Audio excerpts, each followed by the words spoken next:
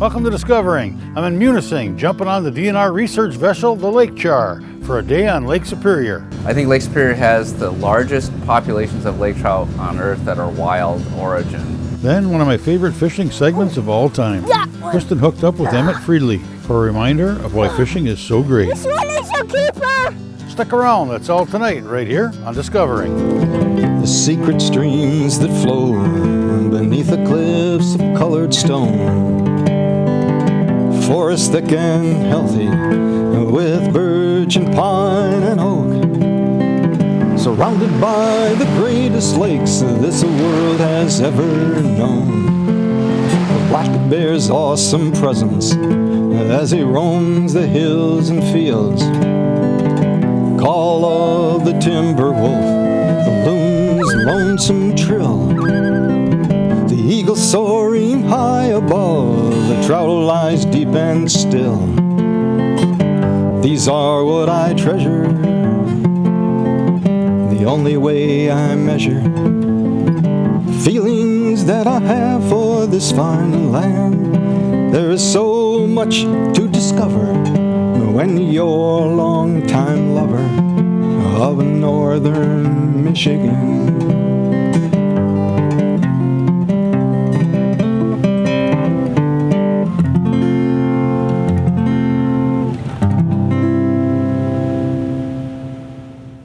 Lake trout are the largest of the chars. There's a big lake trout.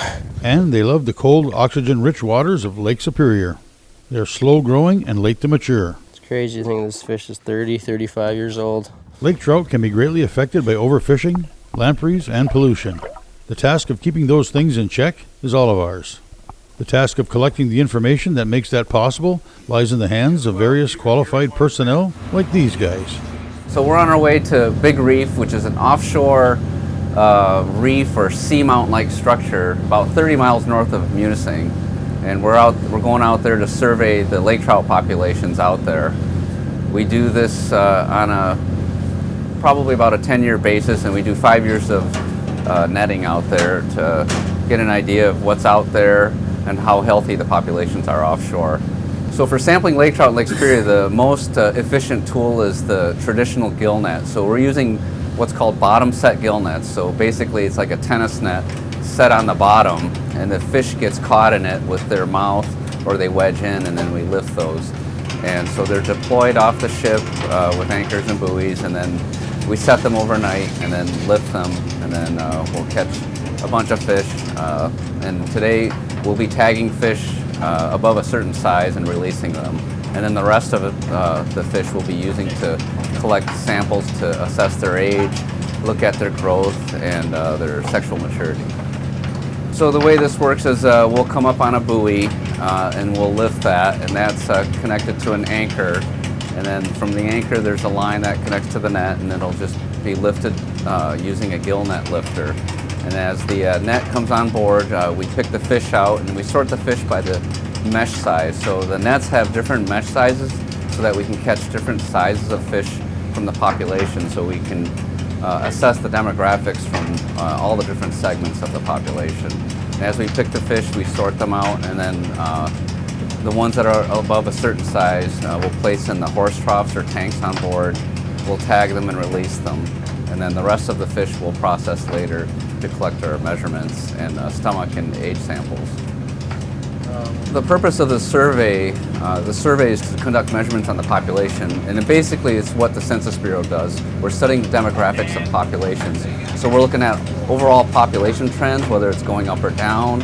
We're also looking at recruitment, which is a term to describe the number of young coming in the population. Those two give us an idea of the production potential of populations. And we also look at survival, and also when we tag fish, we look at dispersal and movement in the fish. And then when we age the fish, we get an idea of the age structure. And a healthy population has a broad age structure with a lot of young, middle-aged, and older fish. So when we do all these measurements, we get an idea of the health of the populations. And these offshore resources are very difficult to assess, so we don't do them as frequently, but it's one of the special resources that we have in Lake Superior that's unique in the Great Lakes.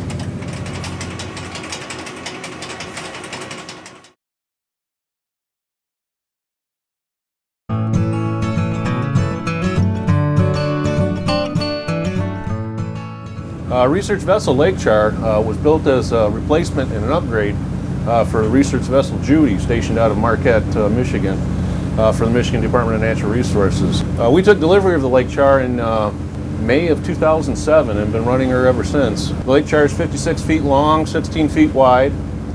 We draft 4.5 feet. It has twin Caterpillar C12s with 454 horsepower apiece. We cruise along at about 17 knots. And we'll consume about 36 gallons an hour at that speed. That seems to be where the vessel's the happiest, with the speed versus fuel consumption.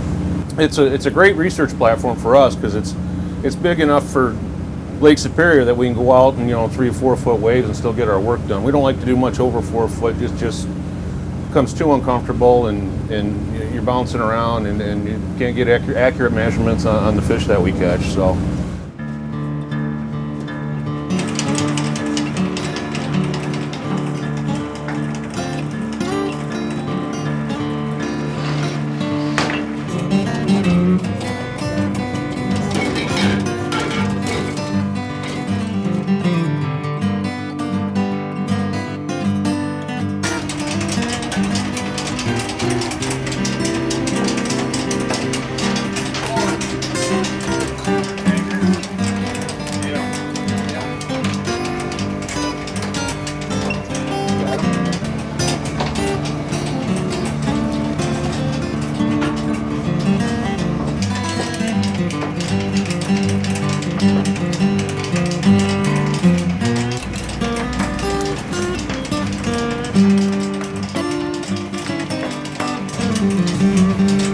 That part of them, but I still got.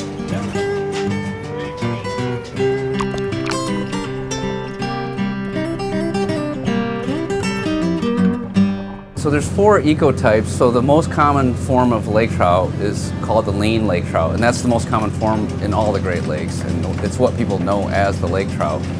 Those typically inhabit waters less than about 250 feet, and they've got a long tapered body, and their body fat's about 10 to 30%. The most abundant form of Lake Superior is the Siskowit lake trout, or the fat lake trout. And this animal lives from shallow water all the way out to the deepest hole in the Great Lakes at 1,330 feet. So this is the deep water form. It's got a short snout. See the bend in the snout? Usually has a big eye, big fins. And we've measured fat levels from 20% up to over 80% in these animals. They're the most abundant fish because most of the lake is deep water. The less common forms of lake trout are one called the humper, and this is basically like a pygmy form of lake trout. It lives in offshore hump areas or island areas, and it's really small and matures at a really small size, and they mostly feed on invertebrates. There's a shrimp out in the lake called the opossum shrimp, and it mostly feeds on that, and that probably contributes to why it's so small. But they do get very old at a small size. And the most recently documented lake trout is called the redfin. And this is a stout-looking animal, and again, it's found on these offshore seamount or island areas. It's got really large fins. It's usually pretty dark. And what we found was that they have really low fat content, less than about 15%. And there's very little known about these redfins, but we've done some tagging studies where we use these satellite tags that record temperature and depth, and we find that it appears that these things live along the bottom. I've seen some footage from some people that are out of Minnesota that went out to Superior Shoal in Canada and videoed these in the water. So they have really large fins. I think some people call them butterfly lake trout because they tend to hover more than swim really fast through the water. So we have seen all 4 of these ecotypes at Big Reef sampling out here.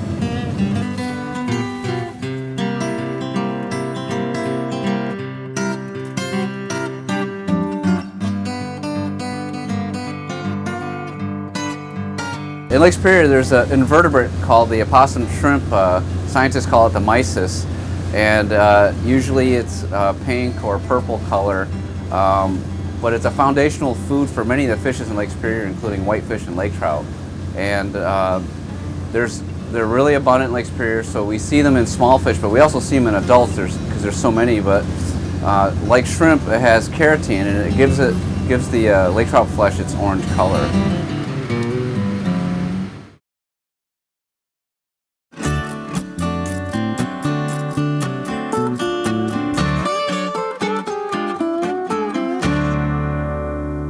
So processing means we're going to conduct measurements on each individual fish. So we'll identify the species. There's actually 4 subspecies of lake trout that have been documented.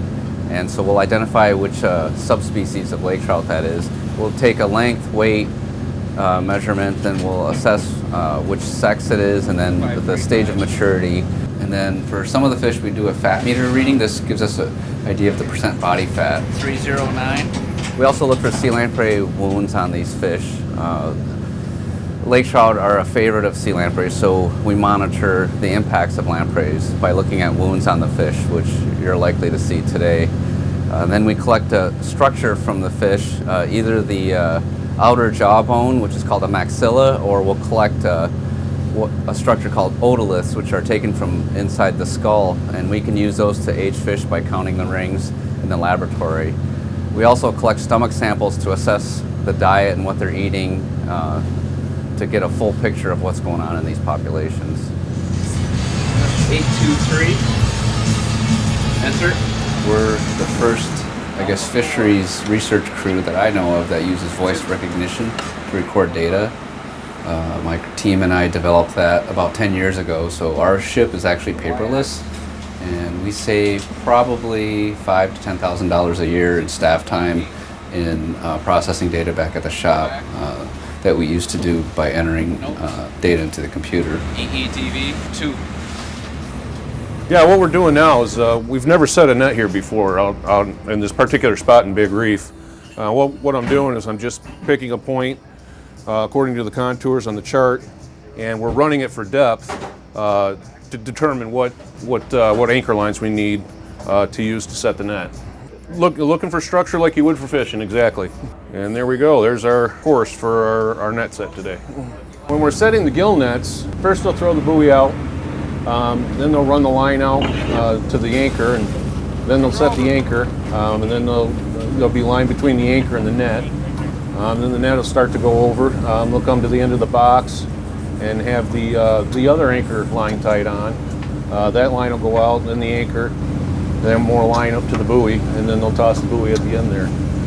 Trying to keep it tight the whole time while it's feeding out off the back of the setting jig. You usually keep the boat between 2 and 3 knots while the guys are setting them off the setting jig in the back. You don't want to go too fast, but you don't want to go too slow either. You don't want your sets to be loose. The fish will become more tangled, but then you don't want to, pull your guys off the back of the boat either. So that would be bad. One of the questions that often comes up is what we do with fish when we're finished working on them.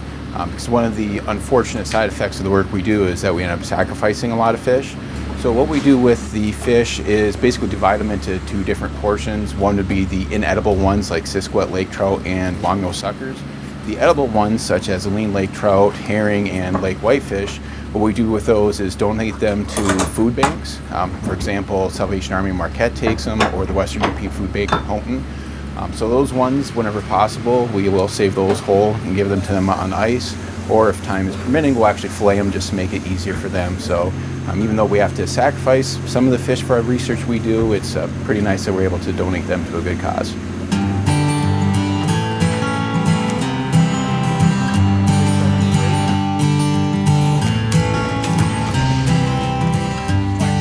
I've worked on Lake Superior for 20 years studying lake trout, and I think one of the most profound things that I've realized is that people that live up here are really fortunate to have healthy lake trout populations.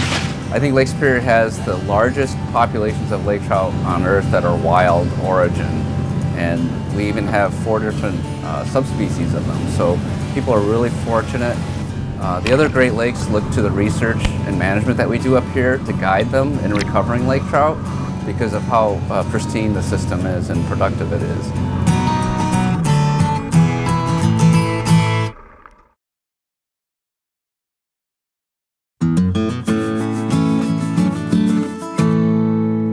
We just watched a segment about what some are doing to maintain our fisheries. Now, a reminder of why that's so important.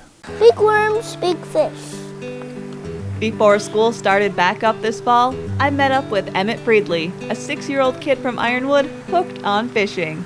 I have a big worm and I will catch a big fish. Ooh, that is a deep spot. Deep, deep, deep. And what is your favorite thing to do? Go fishing. Go fishing. Why do you like fishing? That way I catch bass and then eat them. Oh, got one! This kid knows how to catch fish. Finally. We keep this one. Oh, we'll wait till we get a bigger one. What kind of fish is that one? What kind of fish is that? Bass.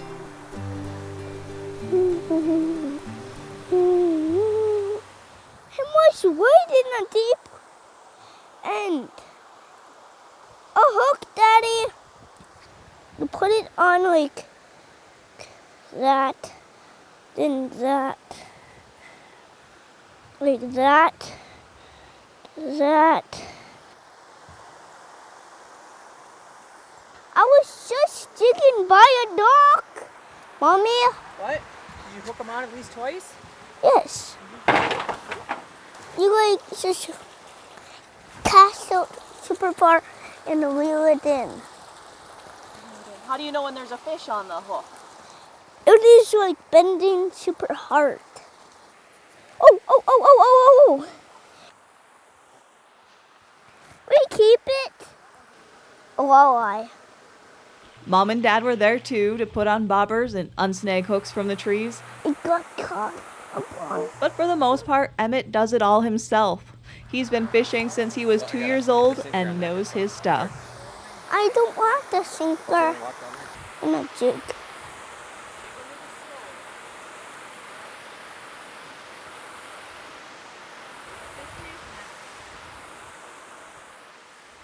Oh, yeah. A sunfish.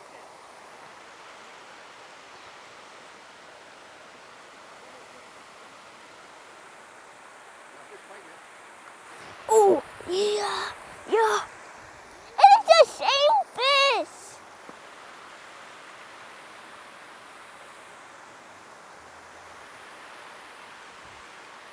Oh, someone is on it. Wow! It is that one I just catched over there. Who taught you how to fish? Daddy. Yeah. There you go. Another rock bass. A rock bass. Put him back. What's the biggest fish you ever caught? A big bass. Like this big. Emmet prefers to fish from docks, rocks, and logs. Where do you go fishing? Here and everywhere else. Do you have a secret spot? Yes. Are you going to tell me where your secret spot is? Yes. Where's your secret spot? It is Grandpa's secret spot. Our day didn't start off so lucky. We actually started that morning at his secret spot. Fishing pole in hand and his grandpa's old fishing hat on his head, we checked out his favorite fishing hole. Unfortunately, this summer had been on the dry side, so his trout stream was pretty shallow and there were 0 fish to catch. We tried another spot, but no luck there either. So Emmet showed me some of his favorite spinners in his trusty tackle box. One is a paddle tail. And like we use this for trolling like that, and it is tail. And this like do this a fish level. That way it looks like a baby fish, and it have a 3D hook. This one looks like a. Dave found this one. Dave did. What's that one for? Husky fish. This one for catching bass. This is catching walleyes. So it like is a 2-3D hooker. You like it? Mm-hmm. Then buy it. This one is like a mini fish. It looks like Emmet also taught me patience. Eventually, you will catch a big fish when you least expect it. And when you finally do, it's pretty exciting. I have a fish on. Oh, that one. Definitely. Nice one. I need to pull back. Yeah, keep your tip up. Stay where you're at. Oh, I seen him.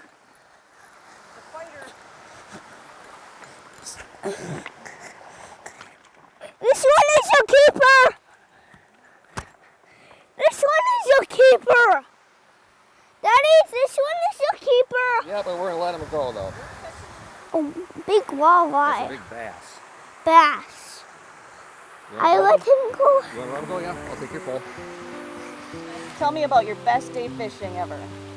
Today. How come today? That way I catch the fish.